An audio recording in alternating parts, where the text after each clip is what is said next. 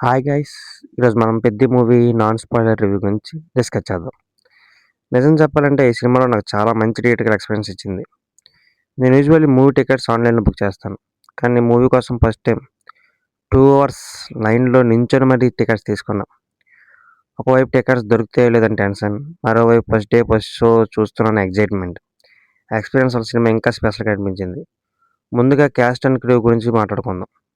రామ్ చరణ్ గారు ఈ సినిమాకి మెయిన్ హైలైట్ అని చెప్పొచ్చు. నిజంగా తన యాక్టింగ్‌తో అదరగొట్టేశారు. ముఖ్యంగా స్పోర్ట్స్ సీన్స్ దగ్గరైతే వేరే లెవెల్ పర్ఫార్మెన్స్ ఇచ్చారు.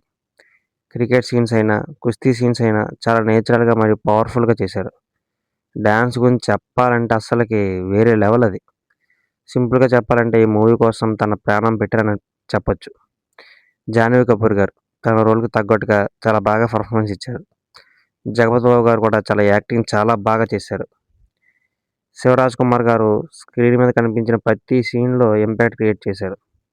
దివ్యంద్ అదే మన మున్నాభాయ్ తన క్యారెక్టర్‌లో చాలా బాగా నటించాడు.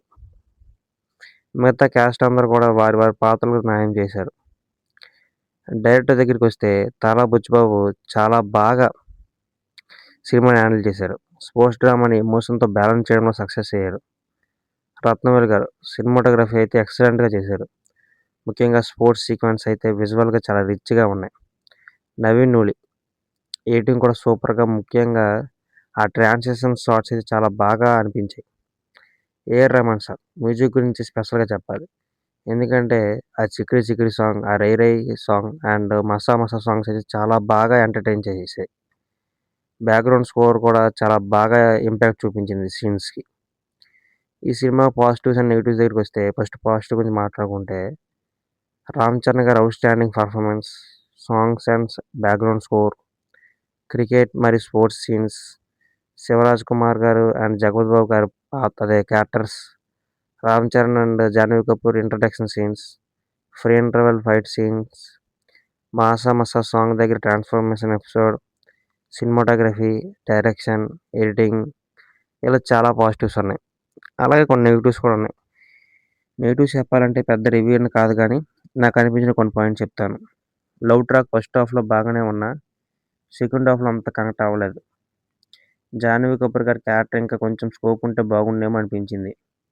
దివ్యందు అదే మన మున్నబాయి క్యారెక్టర్ ఇంకా బెటర్‌గా ఎక్స్‌ప్లోర్ చేయొచ్చనిపించింది. కొన్ని వీఎఫ్ఎక్స్ షాట్స్ మీద ఇంకొంచెం కాన్సంట్రేషన్ చేస్తే బాగుండేమో అనిపించింది. హీరో నేషనల్‌కి మరియు ఇంటర్నేషనల్‌కి రీచ్ అవుతాడు మన మూవీలో. కానీ అవి కొన్ని లాజికల్‌గా వీక్‌గా అనిపించాయి. ఓవరాల్‌గా చూస్తే నెగెటివ్‌తో కంపేర్ చేస్తే పాజిటివ్స్ చాలా ఎక్కువున్నాయి. రేటింగ్స్ గురించి పక్కన పెడితే ఈ మూవీ మీకు మంచి థియేట్రికల్ ఎక్స్‌పీరియన్స్ ఇస్తుంది అని మాత్రం చెప్పగలను. ఫ్యామిలీతో గానీ, ఫ్రెండ్స్‌తో గానీ థియేటర్‌లో ఎంజాయ్ చేయడానికి మంచి watchable film. Don't miss it guys. Thank you guys. ఇది నా ఫస్ట్ మూవీ రివ్యూ.